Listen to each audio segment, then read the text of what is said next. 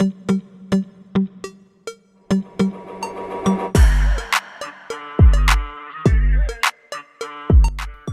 Hello ಎಲ್ಲರಿಗೂ ನಮಸ್ತೆ, ನಾನು ಶ್ವೇತಾ. ಸೊ ಇವತ್ತಿನ ವಿಡಿಯೋದಲ್ಲಿ ತೋರಿಸ್ತಿರೋಂಥ ರೆಸಿಪಿ ಬಂದುಬಿಟ್ಟು ಎಗ್ ಫ್ರೈಡ್ ರೈಸು. ಮನೇಲಿ ಎಗ್ಗು ಮತ್ತು ರೈಸು ರೆಡಿ ಇದ್ದರೆ ಸಾಕು, 5 ಮಿನಿಟ್ಸಲ್ಲಿ ಈ ರೈಸ್ನ ರೆಡಿ ಮಾಡಿ ಲಂಚ್ ಬಾಕ್ಸ್ಗೂ ಕೂಡ ಪ್ಯಾಕ್ ಮಾಡ್ಬೋದು. ಅಷ್ಟು ಈಸಿಯಾಗಿ ಈ ರೈಸ್ ಮಾಡ್ಬೋದು. ಸೊ ಇದನ್ನು ಯಾವ ರೀತಿ ಮಾಡೋದು ಅಂತ ನೋಡೋಕ್ಕಿಂತ ಮುಂಚೆ ನನ್ನ ಚಾನಲ್ಗೆ ಸ್ವಾಗತ. Welcome back to Shrigandha vlog. ಮತ್ತು ನನ್ನ ಚಾನಲ್ನ ಸಬ್ಸ್ಕ್ರೈಬ್ ಆಗಿಲ್ಲ ಅಂದರೆ ಪ್ಲೀಸ್ ಸಬ್ಸ್ಕ್ರೈಬ್ ಆಗಿ, ಅಲ್ಲೇ ಪಕ್ಕದಲ್ಲಿರೋ ಬೆಲ್ಲೈಕನ್ನ ಪ್ರೆಸ್ ಮಾಡಿ. ಸೊ ಇಲ್ಲಿ ನಾನು ತುಂಬ ಈಸಿಯಾಗಿ ಮಾಡೋದು ತೋರಿಸ್ತಾ ಇದ್ದೀನಿ. ತುಂಬ ಏನು ರಿಸ್ಕೇ ಇಲ್ಲ ಇದು ಎಗ್ ಫ್ರೈಡ್ ರೈಸ್ ಮಾಡೋದು.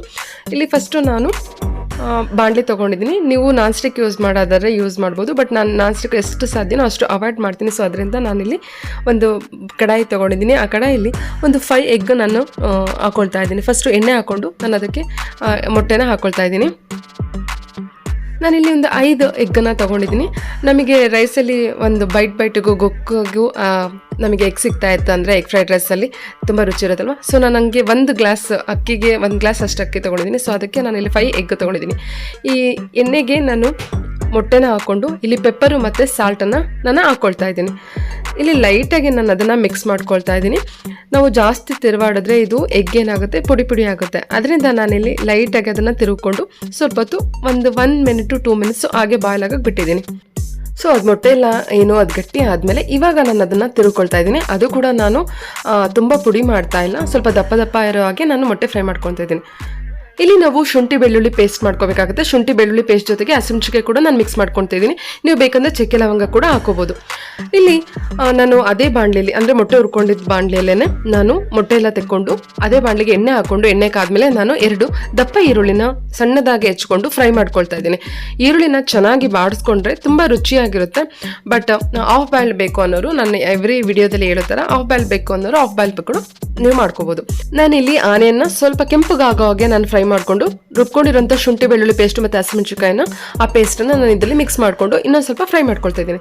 ಜೊತೆಗೆ ನಾನು ರುಚಿಗೆ ತಕ್ಕಷ್ಟು ಉಪ್ಪನ್ನು ಇದರೊಳಗೆ ಸೇರಿಸ್ಕೊತಾ ಇದ್ದೀನಿ. ಆ ಟೈಮಲ್ಲಿ ನಾವು ಯಾವಾಗ ಪೇಸ್ಟ್ ಹಾಕೊಳ್ತೀವಿ ಆವಾಗಲೇ ನಾನು ಉಪ್ಪನ್ನು ಕೂಡ ಹಾಕೊಳ್ತಾ ಇದ್ದೀನಿ.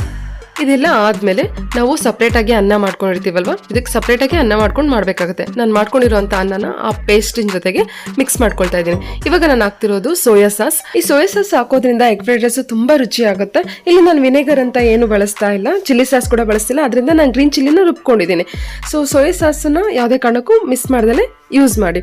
ಜೊತೆಗೆ ಸೋಯಾ ಸಾಸ್ ಹಾಕಿದ್ಮೇಲೆ ನಾವು ಫ್ರೈ ಮಾಡ್ಕೊಂಡಿರೋಂಥ ಎಗ್ ಏನಿರುತ್ತೆ ಅದನ್ನು ನಾನು ಇದ್ರ ಜೊತೆ ಮಿಕ್ಸ್ ಮಾಡಿಕೊಂಡು ಚೆನ್ನಾಗಿ ನೀಟಾಗಿ ಕಲಿಸ್ಕೋಬೇಕಾಗತ್ತೆ.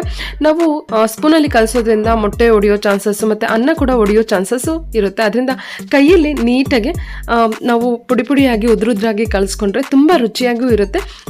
ಅದೇನಿರುತ್ತೆ ಗೊಜ್ಜು ಕರೆಕ್ಟಾಗಿ ಮಿಕ್ಸ್ ಆಗುತ್ತೆ.